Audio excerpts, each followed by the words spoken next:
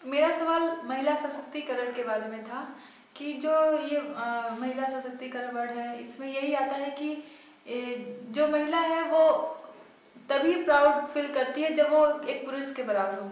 वो ये ऐसे में क्यों नहीं प्राउड फील करती कि वो एक महिला है। वो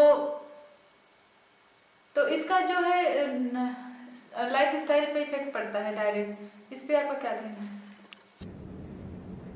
जब हम पूरी चीजें पूर्णता से करने में अक्षम होते हैं तो हम टुकड़ों में तोड़ने की कोशिश करते हैं। जैसे महिला सशक्तिकरण है,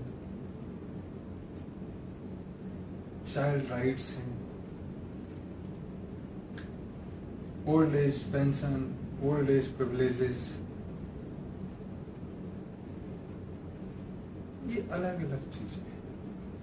तो अगर चिकित्सा विज्ञान में देखें, जो आधुनिक चिकित्सा विज्ञान है उसमें कहते हैं कि अगर पेट खराब है तो पेट की दवाई ले लो, टांग खराब है तो टांग की दवाई ले लो। तो डिफरेंशियल वर्गीकृत व्यवस्थाएं बनाई और उसका सोच ये था कि अगर इसको ठीक कर दोगे तो पूरा सिस्टम ठीक हो जाएगा।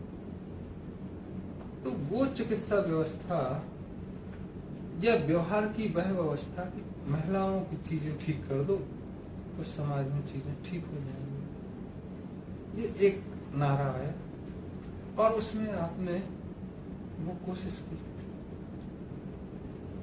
दूसरी व्यवस्था ये है कि आप सब कुछ ठीक कर लो, अगर आपका पूरा शरीर ठीक है तो पेट भी ठीक होगा, टांग भी ठीक होगी। तो दूसरा जो व्यवस्था थी उसने कहा नहीं, पूरा परिवार ठीक रहेगा तो चीजें ठीक रहेंगी। तो एक है वर्गीकृत व्यवस्था जिसमें बच्चा भी ठीक रहना चाहिए, महिलाओं के भी अधिकार हैं, बुजुर्गों के भी अधिकार हैं, पिछड़ा वर्ग, अति पिछड़ा वर्ग, अनुसूचित जाति, अनुसूचित जनजाति, सिख, जैन, पारसी, ईसाई, मुस्लिम, यादव, महिला, बालिकाएं, विधवाएं, इसमें तोड़ने की कोशिश करते हैं। तो एक तो होती है कि हम उतने सक्षम नहीं है कि सबको एक साथ ठीक कर सकें, या हमारी सोच उस हिसाब से नहीं बन पाई है कि हम सबको ठीक करेंगे तो सब चीजें व्यवस्थित हो जाए। दूसरा, अगर हमें दूसरों के इलाके में गड़बड़ी पैदा करना है तो हम ये नारे देते हैं और किसी एक क्षेत्र को बढ़ावा देते हैं जिससे सामने वाले के इलाके में दिक्कतें शुरू हो जाए।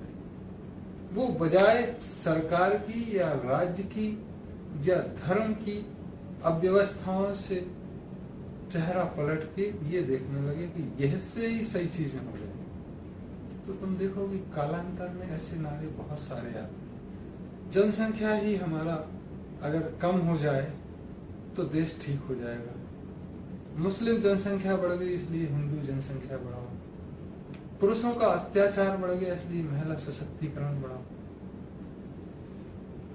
इससे होता यह है कि पूरा शरीर में अव्यवस्था फैलती है तो उसका काउंटर होगा, उसके काउंटर से फिर काउंटर बैलेंस से ये चीजें व्यवस्था को बिगाड़ देती। तो कुछ चीजें औद्योगिकरण के बाद थोड़ी ज्यादा बढ़ी, जब पुरुष फैक्ट्रियों में जाने लगे और पैसा लाने लगे। कुछ देशों ने दूसरे देशों पे आक्रमण किया और आदमी वहां रह गए और औरतें दूसरी जगह रह गई। कुछ ऐसा भी हुआ कि आदमी युद्ध में मारे गए और औरतें रह गई। तो ऐसे में महिलाओं के सशक्तिकरण के नारे। तीसरी चीज ये हुई कि जहां पे आक्रमण हुए वहां अगर आदमी मर गए तो आक्रमणकारियों ने एक युद्ध की पराकाष्ठा या युद्ध का जो धर्म है उससे आगे बढ़ के व्यभिचार शुरू किया। तो ये हुआ कि पति मर जाए तो पत्नी भी शहीद हो जाए, लड़ते लड़ते जौहर हो जाए, नहीं हो जाए तो सती हो जाए, नहीं तो उसको मार दिया जाए। कन्या है तो उसकी शादी पहले कर लो, इसके पहले कि आक्रमणकारी उसके साथ जबरदस्ती कर सके। शादी हो गई तो माँ बाप की जिम्मेदारी खत्म हो गई। जिन्होंने आक्रमण किया उनके यहाँ हालत ये हुई कि स्त्रियां अकेली हैं, उनको सशक्तिकरण चाहिए, पुरुषों के बराबर चीजें चाहिए, आदमी तो उनका बाहर है। सेक्स की कमी हुई तो सेक्स का खुलापन चाहिए, अगर काम कर रहे हैं तो वैसे कपड़े चाहिए। तो सरकार की भी ये मजबूरी थी कि वो उनको बढ़ावा दें, और जब एक बार बढ़ने लगे तो जिनके पति या भाई युद्ध में बाहर गए उनके परिवार की बातें समझ में आती थी, लेकिन जिनके परिवार पूरा रह गए वहां भी देखा देखी संक्रमण तो फैलता ही है, कंटेजियस ये सारी चीजें होती हैं, ये कंटेजियस हो। इसके कारण उन्होंने कहा कि नहीं, महिला सशक्तिकरण देखो, वो तो jeans bell bottom T shirt पहन के घूमती, आप मुझे ही नहीं पहन के देखते, मुझे बुर्का पहना के रखा है। और मुस्लिम महिलाएं बुर्का पहनती हैं, तुम हमें जबरदस्ती घूंघट डलवाए हुए। नहीं, हम भी जीन्स पहने, हम भी मार्केट जाएंगे, हम भी नौकरी करेंगे। तो एक तरफ सशक्तिकरण की बातें हुई और इससे महिलाओं को बहुत नुकसान। एक ऑफिस में काम करें और घर के काम, जो एक घर में सम्मान था, अब चूंकि तुमने सम्मान मांगा तो सम्मान मांगने से तो मिलता नहीं, सम्मान किया जाता है। तो जो अपने आप सम्मान मिलता था वो कम हुआ। जो माँ का सम्मान था, बहन का, पत्नी का या पुत्री का सम्मान था, जो स्वतः मिलता था, उसमें कमी आई क्योंकि आप मांगने लगे। मांगने जब आप लगे पुरुषों की समकक्ष, तो दो विपरीत चीजों में जब आप तुलना करते हो तो प्रश्न ये उठता है कि तुलना कर कौन रहा है और उसके पैमाने क्या है। अगर महिलाओं की तरफ से आप ये तुलना करो कि पुरुष लचीले कम होते हैं, इमोशनल कम होते हैं, तो पुरुष हार जाएगा। अगर पुरुषों के मापदंड लो कि उनमें शारीरिक क्षमता कम होती, वो बनियान खोल के नहीं घूम सकती हैं, वो 7x365 डेज 24x365 डेज काम नहीं कर सकते, तो जाहिर है वो स्त्री उचित गुणों में शामिल नहीं हो, फिर वो हार जाएंगे।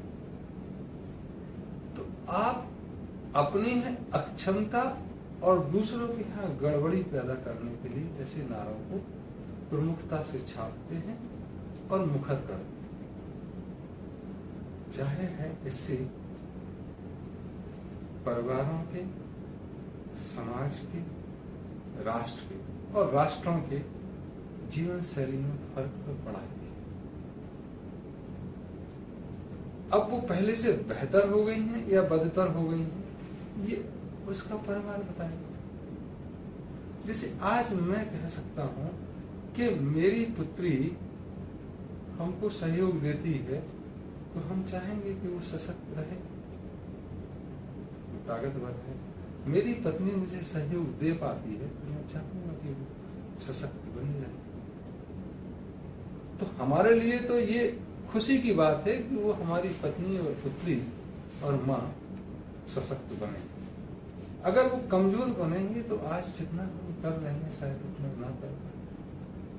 तो हम सशक्त होकर एक दूसरे को शक्ति दे रहे होते हैं, लेकिन अगर एक दूसरे की कमजोरी बनी है कि नहीं, तुमने खाना बनाया आज तो कल मुझे बनाना पड़ेगा, आज तुमने बर्तन धोए तो कल मुझे धोने पड़ेंगे, आज मैं सब्जी लेके आया बाजार से तो कल तुम्हें लानी पड़ेगी। अगर ऐसी प्रतियोगिताएं होंगी तो एक दूसरे को कमजोर करेंगे। तो सशक्तिकरण तो जरूरी है, और सभी का, न सिर्फ महिलाओं का। अगर कुछ समाजों में देखें तो आप देखोगे कि 50% अगर महिलाएं हैं और वो दबी हुई हैं तो प्रगति कैसे होगी उस समाज की, बजाय उसके जिस समाज में वो 50% महिलाएं भी और पुरुष भी साथ कंधे से कंधा मिला के चलने के लिए तैयार हैं। जाहिर है उस समाज में ज्यादा होगा। जिस समाज में महिलाओं को दबा के रखा जाएगा, वह उनसे कैसे उम्मीद कर सकता है कि वो मुसीबत में हमको सहयोग देंगे। देना भी चाहेंगी तो वो दबी हुई है तो दे भी नहीं पाएंगे। तो जीवन शैली में जो फर्क पड़ा है महिला सशक्तिकरण से, वो उन समाजों में धनात्मक है जहां परिवारों ने उनको प्रमुख भूमिका दी, उनके स्त्रीउचित गुणों का विकास किया, और उन समाजों में उससे नुकसान हुआ जहां प्रतियोगिताएं रही, और वहां जहां दोनों एक दूसरे के सहभागी ना होके प्रतियोगी हुए, वहां न केवल उन दोनों पर असर पड़ा बल्कि उनके बच्चों पर पड़ा, उनके माँ बाप पर पड़ा। अगर प्रश्न उठता है कि बच्चे हुए शादी के बाद और महिला सशक्तिकरण के कारण वह भी नौकरी पे जा रही है, तो बच्चे तो आया के भरोसे या एक खाली घर के भरोसे रहेंगे। कल के दिन जब वो माँ बाप बूढ़े होंगे तो क्या ये उम्मीद की जा सकती है कि बच्चे उनको उसी इज्जत के साथ रखेंगे या वो भी अपनी नौकरी करेंगे? तो अकेलापन आज बच्चों को तो कल उन माँ बाप को जो आज जिन्होंने दी। तो सशक्तिकरण जो प्रतियोगिता हुई उससे समाज छिन्न भिन्न हुआ है। लेकिन जहां सशक्तिकरण के कारण सहयोग की भावना बढ़ी कि तुम ऑफिस संभालो, मैं घर संभालती हूँ, तुम बाहर के दोस्तों यारों को संभालो, मैं घर में माँ बाप बच्चों को संभालू, वहां जीवन और खुशहाल। तुम सारी बाहर की चीजें देखो, अचार मुरब्बा खाना जितना खर्चा आता है वो हम बचाएंगे, हम घर में बनाएंगे, स्वाद भी होगा, बीमारी भी नहीं आएगी। हम ना बच्चों को आया के भरोसे छोड़ेंगे, ना माँ बाप को, सास ससुर को आया के भरोसे छोड़ेंगे। तुम जब आओगे तो हम घूमने चलेंगे, तैयार होंगे। तब ऐसे सशक्तिकरण से महिलाओं के उस परिवार में प्रसन्नता आएगी। लेकिन जहां तुम क्लब जा रहे हो दोस्तों के साथ, तो हम भी पार्टी करेंगे। तुम अगर ऑफिस में लेट 9 बजे तक हो सकते हो तो मैं 10 बजे तक हो सकते हो। बच्चे तुम्हारे भी हैं, तुम छोड़ के जा रहे हो तो मैं भी छोड़ के जा सकती हूँ। सास ससुर तुम्हारे माँ बाप हैं, मेरे कौन है, मैंने तो तुमसे शादी की, सास ससुर की जिम्मेदारी हम नहीं संभालेंगे। तो ऐसे घर तो टूटेंगे। कई जगह सशक्तिकरण का नारा वो महिलाएं उठा रही हैं जो अपना घर नहीं बसा या उस अवस्था को पार कर गई जहां वो महिलाएं कहलाएं या ना कहलाएं बड़ा मुश्किल है। उनसे पूछना अगर कि तुमने कब लास्ट घूंघट काढ़ा था शर्म के मारे, शायद वो भूल ही जाए। तो ऐसे लोग संसद में आवाज उठाते हैं कि महिलाओं का सशक्तिकरण होना चाहिए। उनके घर में कैसी चीजें चल रही हैं वो शायद इस बात से अनभिज्ञ हो गई हैं। ऐसे सशक्तिकरण का अगर हम समर्थन करते हैं तो हम अपने ही समाज की परवाह को तोड़ रहे हैं, अपने ही समाज को खत्म कर रहे हैं। तो महिलाओं का जो भी सशक्तिकरण है वो उनके गुणों का विकास करते हुए हो, उनकी शिक्षा दीक्षा उनके गुणों को ध्यान में रखकर हो, उनका लालन पालन लड़कियों को कैसे पालना चाहिए उस हिसाब से हो, तो न केवल उन लड़कियों, स्त्रियों या बुजुर्ग माताओं के भले के लिए होगा, बल्कि सारी परिवार समाज के लिए होगा। तो जहाँ जीवन शैली में फर्क एक स्त्री से पूरा परिवार जुड़ा रहता है, तो जाहिर है फर्क ज्यादा पड़ेगा। और उस फर्क ज्यादा पड़ने के कारण ये एक बहुत जरूरी है कि हम इस पर विचार विमर्श करें कि हम अपने आप को आगे कैसे देखना चाहते हैं, अपने बच्चों को आगे कैसे देखना चाहते हैं, और आज भी अपने बुजुर्गों के साथ कैसे इज्जत से पेश होना चाहते हैं। इसके लिए इस पर विचार विमर्श जरूरी है।